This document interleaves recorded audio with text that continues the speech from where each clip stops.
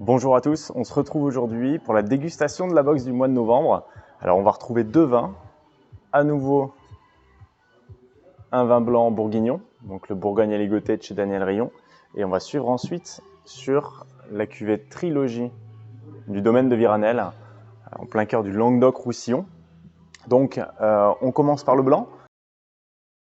Donc on est sur un Bourgogne Aligoté. Donc la semaine dernière, le mois dernier, pardon, on a goûté un chardonnay qui venait de chez Claire-Naudin sur la côte de Beaune, sur la haute côte de Beaune. Et cette semaine, on goûte un aligoté qui est planté plus secteur côte de nuit par un domaine, le domaine Daniel Rion, qui a été créé en 1955 par Daniel et qui a été transmis à ses enfants en 1995.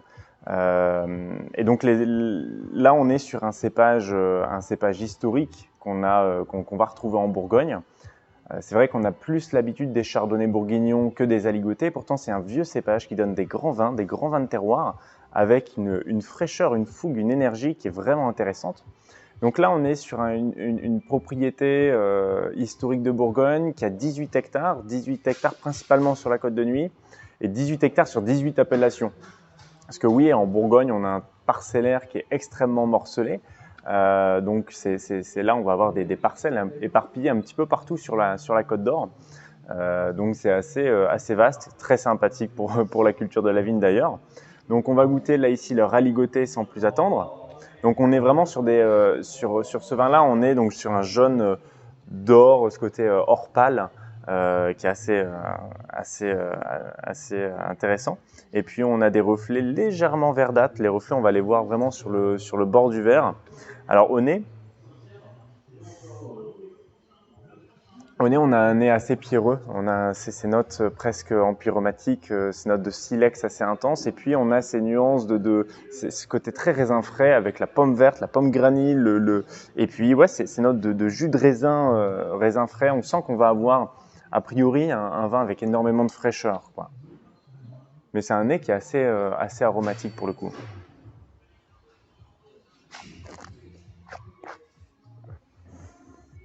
En bouche, alors, en bouche, c'est toute l'identité de l'aligoté, et c'est ça qui est intéressant dans l'aligoté.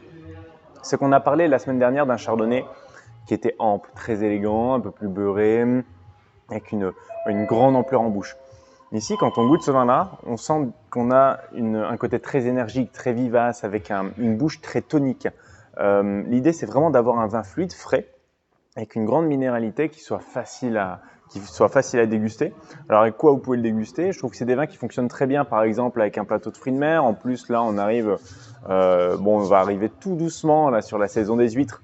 Cette minéralité vraiment appelle l'iode, hein, c'est la minéralité d'un vin, ce côté salivant, ce côté salin. Ça permet vraiment de bien faire le lien avec l'iode qu'on peut avoir sur une huître par exemple.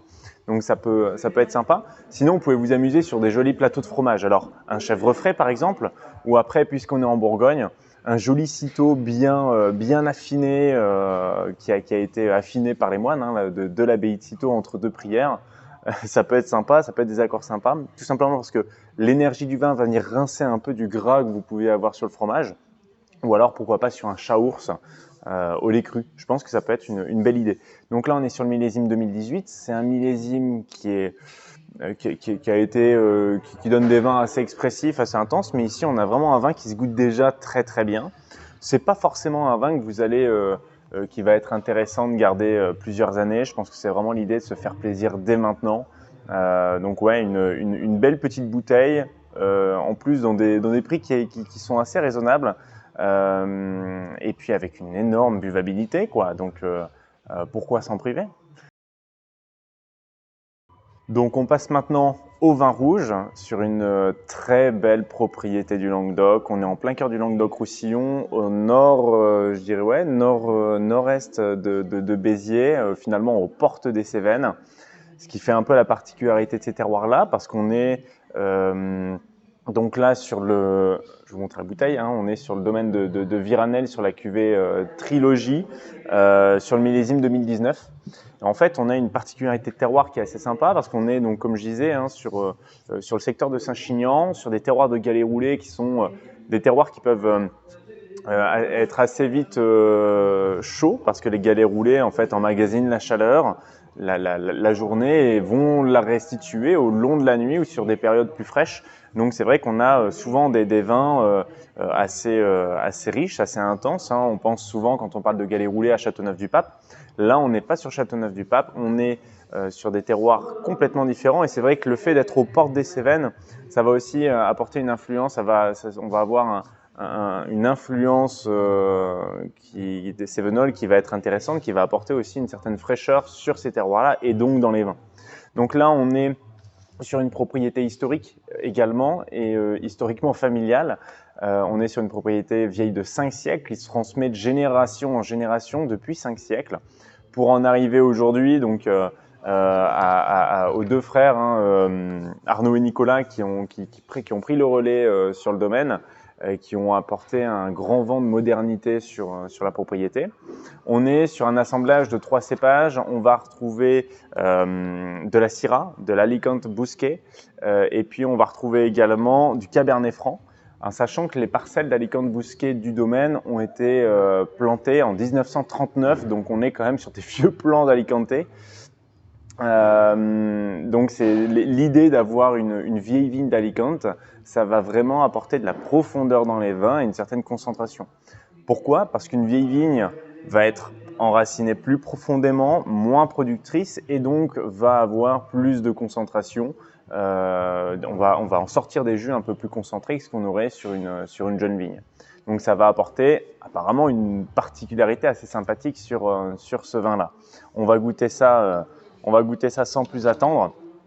Donc visuellement, on est sur des robes, des robes bordeaux reflets légèrement violacés, un petit peu, même pas vraiment violacés, mais plutôt rubis, des robes légèrement violines. Mais avec une grande brillance. On sent qu'on est sur un vin, on voit qu'on est sur un vin quand même avec une belle profondeur, une intensité de couleur assez marquante. Au nez, on est sur un vin qui est très expressif. On va retrouver le cassis, ce côté même confiture de cassis, cette concentration, ce fruit bien mûr. Ces notes de réglisse légèrement épicées, un petit peu toastées, torréfiées, qui sont très très jolies. En l'aérant, on prend en intensité. On a un nez qui est vraiment flatteur, qui est vraiment très aromatique.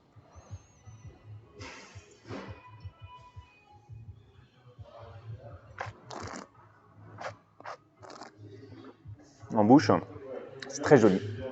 C'est un très joli vin. Alors, je ne sais pas ce que vous en pensez. Et je trouve qu'on a un vin qui est fluide, qui est gourmand, qui est impressionnant de fraîcheur pour des vins aussi sudistes. Il faut imaginer, alors millésime 2019, c'est un très beau millésime sur le secteur.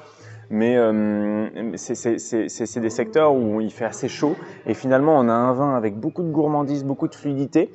Alors bien sûr, on a cette attaque fraîche, vivace, avec beaucoup de peps, et puis ça nous mène vers un cœur de bouche qui est généreux. On sent qu'on a un raisin bien mûr, on a beaucoup de gourmandise, on a un tanin qui est présent, qui vient vraiment poudrer le palais, qui vient apporter une jolie texture et pour nous apporter des jolis amers en fin de bouche qui viennent tendre le palais et vraiment faire saliver. Et c'est vraiment ça qui est intéressant. Et puis avec une belle persistance aromatique, on va retrouver un petit peu ce qu'on avait au nez. On va retrouver la réglisse, on va retrouver ce côté un petit peu torréfié.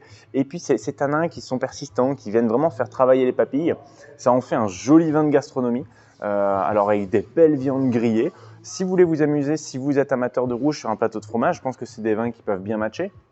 Mais avec les viandes grillées, où en ce moment on rentre dans la période des ragoûts, c'est la période de la chasse, donc pour les chasseurs, avec des jolis ragoûts de gibier, je pense que ça peut être intéressant d'avoir ces vins gourmands, avec un joli tanin pour se fondre dans la sauce du ragoût, mais avec l'épice et ce tanin pour apporter de la mâche sur des jolis gibiers, je pense que ça peut être vraiment sympa. Donc pourquoi pas pour terminer sur les accords avec ce vin-là, un joli pigeonneau rôti avec un jus réduit aux olives, je pense que ça peut vraiment être sympa. C'est des accords qui fonctionneront très bien. Donc j'espère que ces deux vins vous ont plu. La Ligotée de chez Daniel Rion 2018 et la cuvée Trilogie domaine de Viranel en 2019. Encore très jeune, mais déjà très bon. Je vous souhaite en tout cas une belle journée. Et puis on se retrouve pour la prochaine box, la prochaine et dernière box de l'année 2021 qui vous réserve bien des surprises. À très bientôt. Au revoir.